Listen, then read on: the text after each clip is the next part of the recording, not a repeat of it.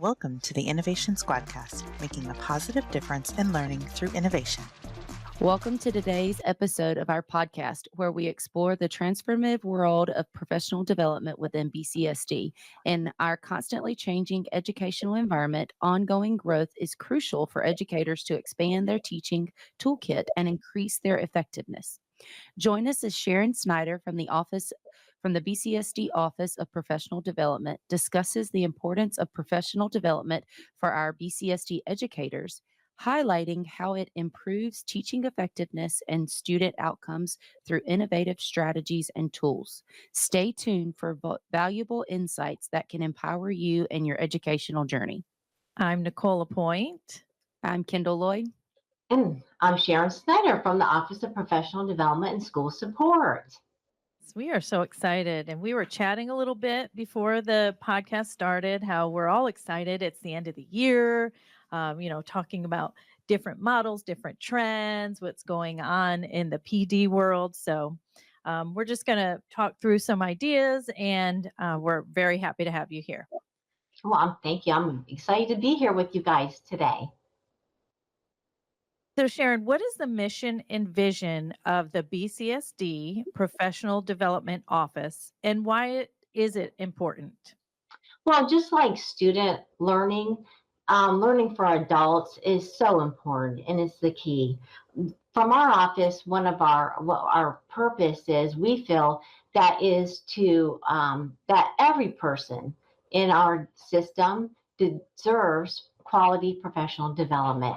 And the professional development opportunity should be diverse and meet the needs of where they are, whether it's their personal or professional needs within their workplace. So that's our goal, is to ensure that we try to provide so many different opportunities so that we can really leverage our staff members, so that when they are in Berkeley County, they feel that they truly are developing and being the best person they possibly can be for their position and their job here.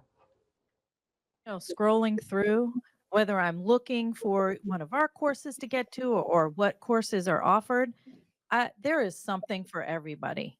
You can't say, oh, yeah, with my content area, I couldn't find anything, because there's a plethora of information out there, and whether, they're asynchronous courses or in-person courses. So I think Berkeley County definitely does a great job offering that. And one thing that we feel is that we are truly a team-oriented office. So we, even though we have the title professional development, we truly believe, and we have the great advantage to work with all divisions and school level folks so that we can develop their PD needs, but also work with them because they also develop their own professional development as well. We just kind of help organize and think through things and really work as a whole system as we put our professional development opportunities out there for our staff members. We're always reaching out and developing some stuff and getting information from y'all. What are some of the most popular professional development offerings currently available? Well, as you all know, AI, artificial intelligence, ensuring the opportunities, how we can really integrate it into learning and instruction, and also for personal growth as well, whether it's inside and outside the work office. But also we know that there's other opportunities. The big thing right now is upskilling and reskilling our staff members, because our positions and our jobs change so much. So those are opportunities that we're trying to work with a lot of our cabinet divisions and their division members on how we can best meet their needs and their staff within. Soft skills, of course, ensuring that our folks have the different types of skills that they need to do their jobs well. Also, we know that making sure we meet the well-being and the health needs of our staff members, that is a huge topic, whether it's our educators or our students. That is something that we feel that is really essential, and really making sure that we have the best types of knowledge to use the technology that your fabulous office delivers and shares with us on a daily practice, and making sure that we know that it's important on, we may have these opportunities, but making sure that we know how to use them, and when they're very purposeful and using and being very intentional about how we utilize the tools that we're given. Kind of modeling the model, right, for all teachers and educators in the district, because Absolutely. that's what we do as well.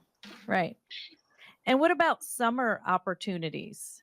We have a lot of summer opportunities available. We do, but what we've done this for this summer, we have so many different camps going on, but we also have a lot of our educators experiencing and going through a lot of their own professional growth with the State Department. And also we've got, due to the new Agree to Succeed legislation, a large number of our teachers will actually not just be going through training, they are going to actually be delivering classroom instruction to students that will be encouraged to go to the summer reading camp. And that's something that was put into, like I mentioned, the legislation. So we've got a lot of folks that are engaged in a lot of opportunities. So this summer's calendar, we're not going to put your typical calendar out there.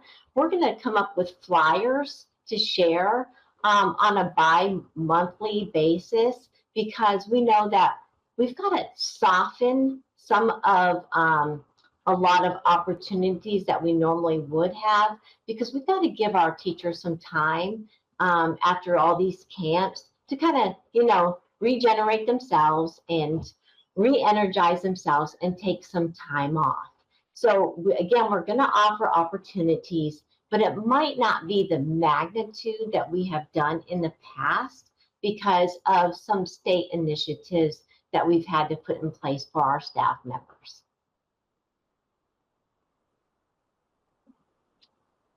Do they determine the professional development needs of educators? So it's good to know how you guys go about getting that information and getting it out to teachers as well.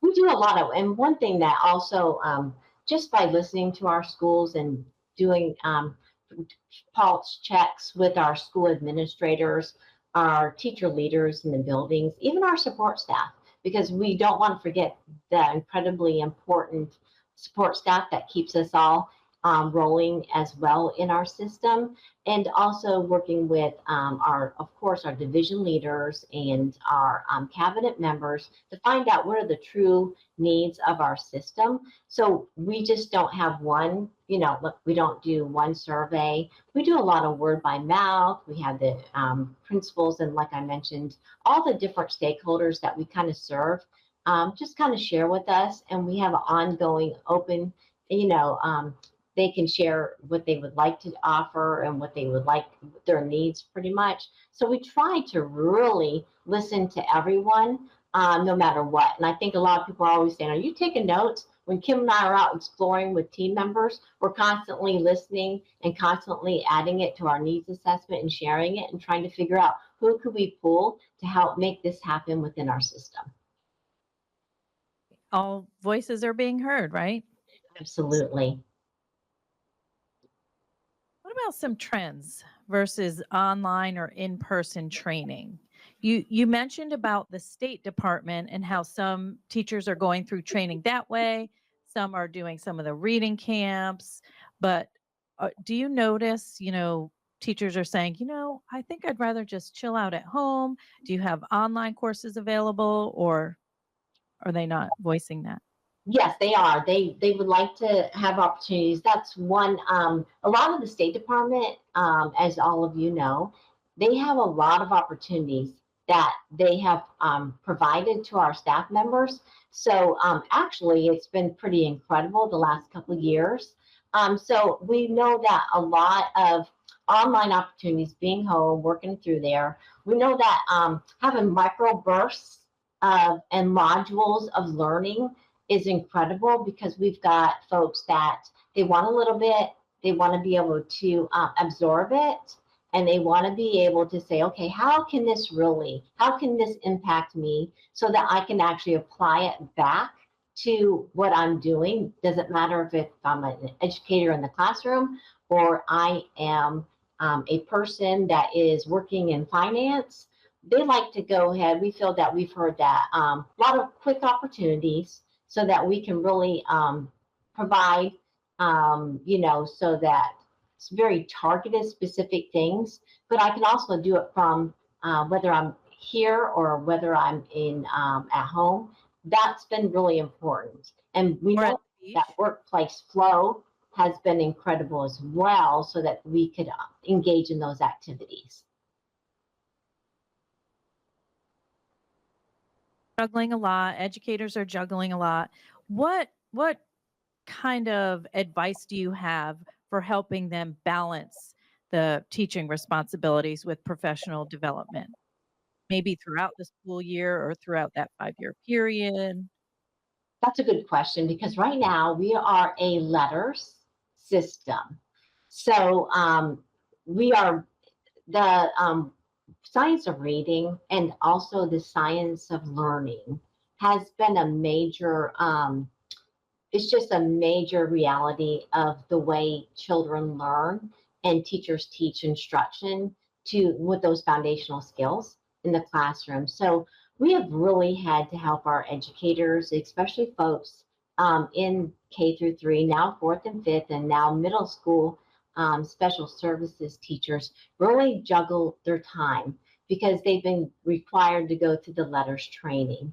And so that has absorbed all of our district staff development days. So a lot of our folks are saying, hey, I want some other opportunities so I can grow also in this area. And it might be more very like technology integrated, maybe a strategy or a tool. So we try to think about, okay, well, you've got your letters. So we've had to do some time management with folks and say, work on your letters and your PLC times at school, and then give yourself some times. But don't forget about the professional growth that you also want to continue doing.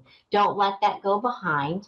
And we have become very flexible with our letters training for our staff members, because we understand that. Because it's challenging when you're told that you've got to go through this 2-year commitment for letters training, but how am I going to get these other opportunities to really meet our needs? So we work with all of our folks in academics and other areas to balance it out, so they're not overwhelmed. So Jen Crowley's team has been sensational. Your team has been sensational as to, we know that we've had this opportunity for letters, but how can we go ahead and apply this other piece of training to really kind of capture what that whole staff member needs, so we're not overlapping or overwhelming our staff members to say, okay, well, we can do a little bit of letters here, but I know I need some training. I need some information on the new, math standards training, ELA standards, or other tools. And we know that that's so important. So it's really just trying to, it's kind of like individualized learning. Sometimes we feel that we're speaking to staff members all the time, and we're really trying to look at what they're doing, what their needs are, and giving them ideas of where they could pull opportunities. And your podcasts have been overwhelmingly successful because we share that with our support staff too. So when they have the opportunities, we kind of direct them where to have it. And we've made an online document ourselves where we can easily send it to our staff members. So having those opportunities really just available at any time for them have been so essential in trying to maximize that need of that staff member. But also when you talk about certified, the other piece that we juggle is how we can make it all work to meet their professional learning needs, but also their recertification needs as well. So they're not, saying, well, I've done these opportunities within this 5-year plan, but now I've got a new 5-year recertification period. So we say, hey, go gentle on yourself. Do these opportunities now, and then go and do a few more opportunities so you can really maximize your time so it meets the needs of your recertification purposes as well. Visualized all the conversations you're having today totally scream individualization. Like, what are the needs of the teachers? Different types and different ways to get the professional development to the teachers. I think you're really, really showing and modeling that model again, how to individualize, how to reach out and see what their needs are and what their wants are. Absolutely. That's crucial. I mean, that's what we want for children, and why not for our staff members as well? We deserve it. Right. So, what about the registration process for professional development? Well, we've got the easiest registration process there is. So we use Unified Professional Talent, that platform, and technology has beautifully put it on ClassLink. So everyone has the opportunity to click on ClassLink, and we have the platform there, which is our learning platform that we utilize, and we put all of our coursework there. There's so many opportunities to use Unified Talent. But we put all of our learning there, and we put everything that possibly goes with the learning. We connect everyone. So if everyone goes and clicks on ClassLink, they'll see Unified Professional Learning, and it's an icon there. And of course, ours is at the first of our ClassLink. We've moved that up.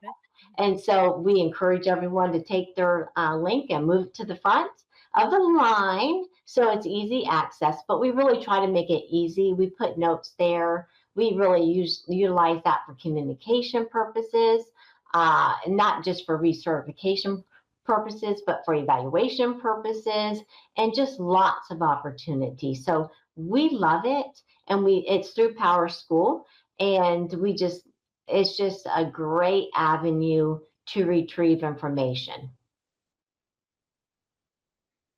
I love the transcript part. That's what I was because looking at the transcript. It's so easy. It's brilliant. And the State Department accepts that when we work closely with our fabulous Dawn Tillman. She recertifies our folks.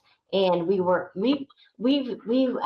think Dawn needs to have an office in our office, because we work so closely with her to make sure that everything meets the needs of, like we mentioned, the professional growth needs of the individual, but also for the tracking part of the transcript for recertification. And also, when folks leave our system, it doesn't matter if you're certified or a support staff person. We've had several districts call on folks, or even jobs, asking for support staff transcripts so they can showcase all the professional opportunities that they've had that leverages them for the new position that they're beginning.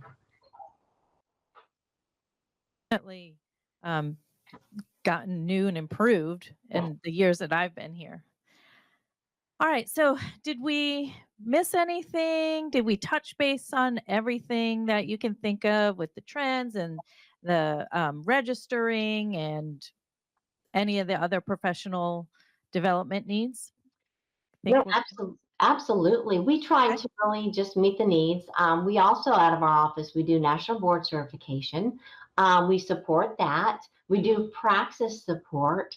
So if there's something that you don't see, we ask folks to reach out to us, and we will find the person or program or something to make sure.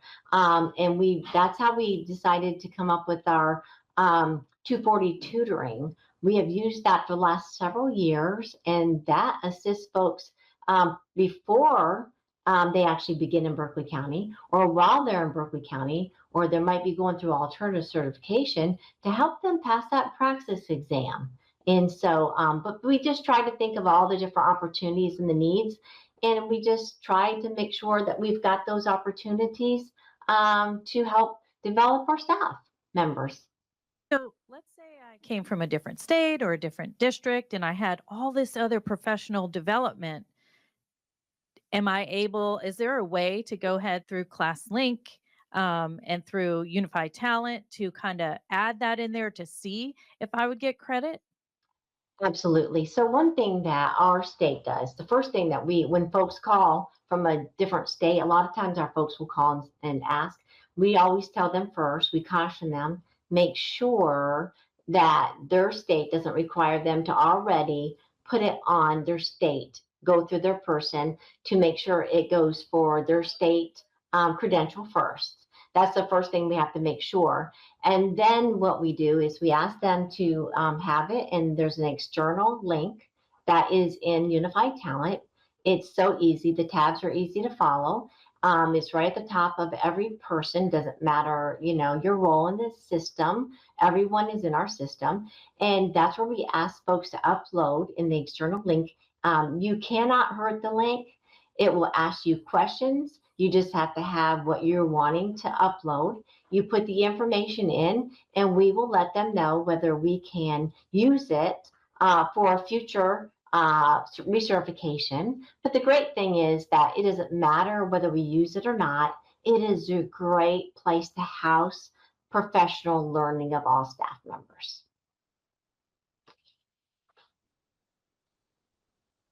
Oh, a lot of people will say, "Hey, I took this course, or I went to this During the PD summer, session." yeah. Right? Am I allowed to get credit? And I always direct them back there.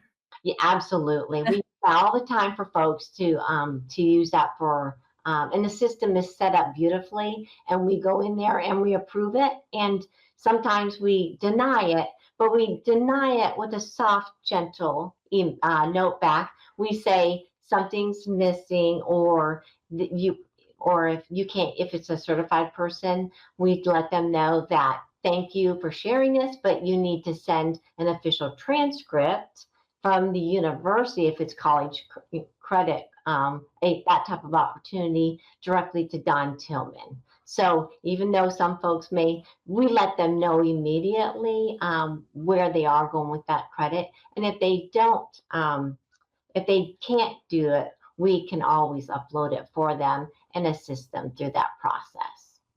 Yep. Well, Kendall, I know our team puts a lot of professional development into Unified Talent, and we did link our sessions in the show note, some that are available, and they will open in July, on July 1st. Some, Tons. tons, self-paced, asynchronous.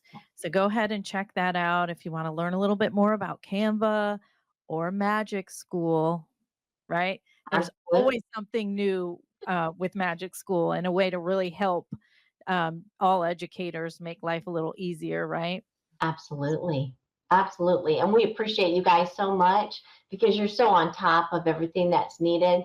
And you're ready and available, and you work so closely with the schools. What you hear and out there in the schools helps us think through things as well. So really, we're just one big team, and we truly appreciate the offerings that you offer to folks, because it really is truly amazing.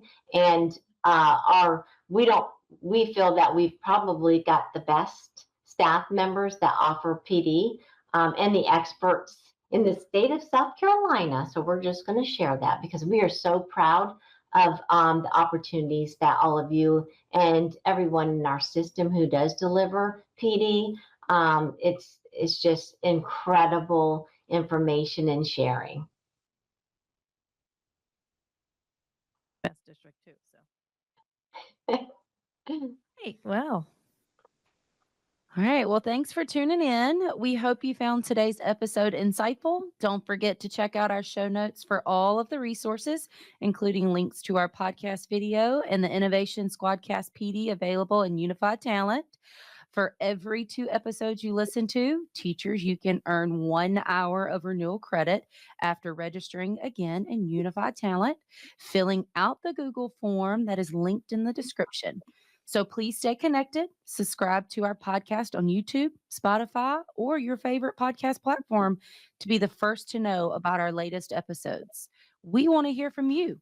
If you have any ideas for a new podcast or topic, let us know, and you can join in as one of our guests. So share your thoughts with us. We're excited to engage with our amazing community. Until next time, keep innovating.